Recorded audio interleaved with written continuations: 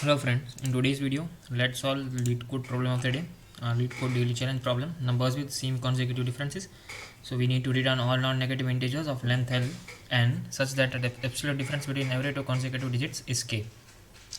And we need to exclude prefix zeros, right? Leading zeros. And answer could be written in any order, right? So we are given in sample n equal to 3 and k equal to 7. N here means the length of the digit, uh,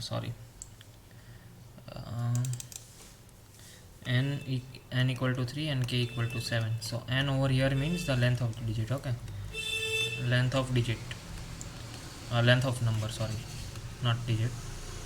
Digit is definitely a single number, and k is the absolute difference required, right? So for n equal to 3 and k equal to 7, what are the possible ways? 181. Why? Because the absolute difference between 1 and 8 is 7, and 8 and 1 is again 7. So this is a valid number. And one of the other possibility would be 818. Why? Because absolute difference between these two is 7, and again this is 7, so which is equal to my k, and the length of this number is 3, correct? So this is one of the valid. So we need to return all of the valid possible things, right? And we are also we can see that the constraints are very small, right? So it would be something recursive, right? Means we could try out all of the ways, and then we could find that if it is a valid way, then we would push back into our answer vector. Okay, answer. So how could we do that? See, I can start iterating from, see, I have n equal to, let's say, 3. So I have 3 places to fill. So I can see initially this place can be filled with only either 1 to 9, right? Because we do not require any leading zeros, correct? So this place could have 1 to 9, this place could have 0 to 9, and similarly this place could have 0 to 9 digit. That is the case. Okay, so now I can start iterating from this place. Means in this place I could try placing 1 or 2 or 3 or till 9, right? And then in the next place what I could place, I am given k equal to 7, right? So if in my first place I have placed 1, then in second place I can test for all of the I can test if I could place the numbers or not, which numbers I could place. So I could either place 1 plus 7, which is 8. Why? Because then only, see, if I place 8 over here, then only absolute difference would be 7, correct? So I could place the previous number plus the k, or I could place previous number minus k, that would be minus 6. But I could not place any negative number, so this case is eliminated. So here I could only place 1. Then again at this place, what is the previous digit? 8. Previous digit is 8, so either I could place 8 plus 7, that is 15, or I could place 8 minus 7, that is 1. See, 15 is not a digit, it is an I would say 2-digit number. Why? Because we have only one space left, and we need to place here only, right? So we need to place digits, not numbers. So this case is eliminated, and I would have to place again 1, right? So that the absolute difference between those two would be 7, which is all required.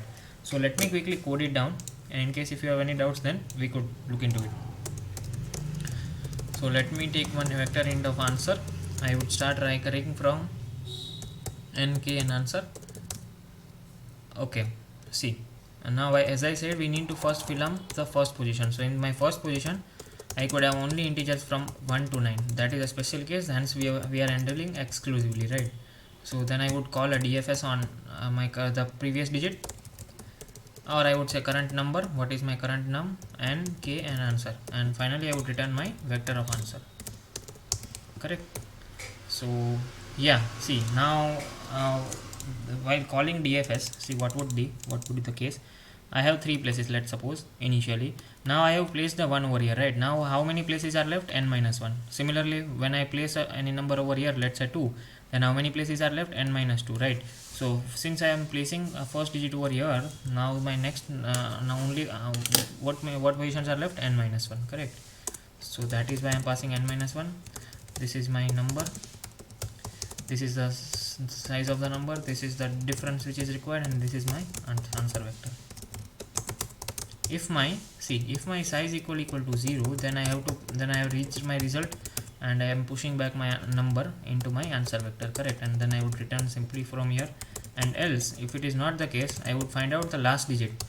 See, last digit would be number modulo 10. Why? See,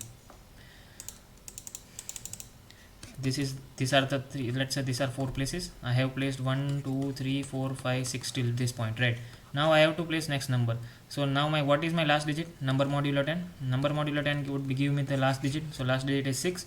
And now what I can place, 6 plus 7 is 13, or either I could place 6 minus 7 equal to minus 1. So if both of the cases fail, then I cannot place anything, right?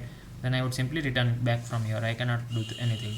And for our case, see, 1 is placed, 8 is placed. Now these two are placed. So now what is my last digit? 8. What I could place? 8 minus 7, that is 1, or 8 plus 7, that is 15. This case is eliminated, hence I could place only 1, definitely. So then this is the case, right? So now last number is this. See, I will check if my last plus k is less than or equal to 9, right? Because we need only single digit number. So if my last plus k is less than or equal to 9, then definitely I could place that. And how would I increment that number, right? Now see, let me take one more example and explain to you. See, I have placed a 1 over here. Now these two places are left, and my n equal to 3 and k equal to 7, as we are taking case of first example, right? So n is placed, k is left.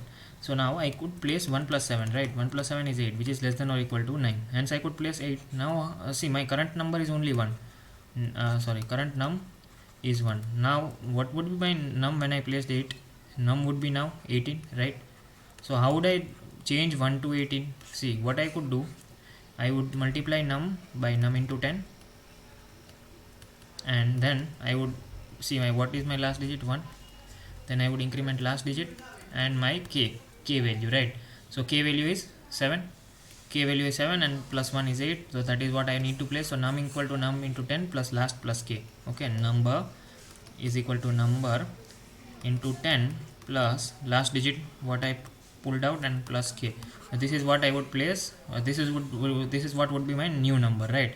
You should you if you are not getting it, try run some cases and you will get it, right? So number equal to, now my number would be number plus, or I would say, yes, number into 10 plus last plus k. Since I have placed filled one of more positions, then I would reduce my n value.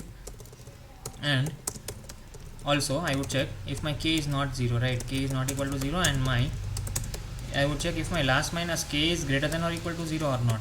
If this is the case, then I could place that number also, and that would be number into 10 plus last minus k, and I would decrement my size. So these are the simple cases. See, in the second test case, what I am doing, see, I have placed 1 and 8. Now what is the next number I could place? 1, right? I need a difference of 7.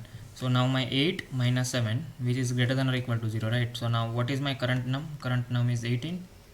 I need to change it to 181, correct? So what I would do, number equal to number into 10 plus last digit was 8 minus k, 7. So number equal to number into 10. So 18 into 10 is 180 plus 8 minus 7.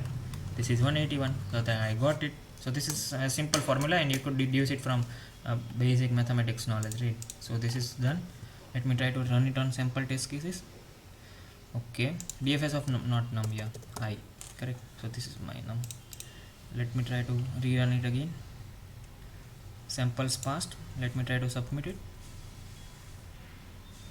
Yeah, we are getting correct answer. So in case you are liking the content, do not forget to subscribe to the channel and like the video. Okay, and in case you have any doubt, comment it down. Thank you.